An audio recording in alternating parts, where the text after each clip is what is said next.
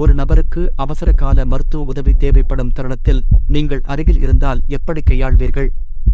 இதய செயலிழப்பு அல்லது மூளையில் பக்கவாதம் அல்லது சாலை விபத்து ஏற்படும் போது அந்த தருணத்தில் பதட்டமடைவது சூழ்நிலையை மேலும் மோசமாக்கும்.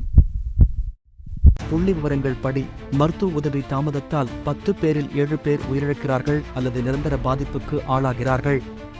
இதை போன்ற மருத்துவ அவசர நிலைகள் நம் வாழ்க்கையில் ஏற்படும் போது ஒரு வெடிகுண்டு அலாரம் போன்று ஒரு அவசர நிலை ஓடத் தொடங்குகிறது. இதைத்தான் கோல்டன் அவர் என்பர்.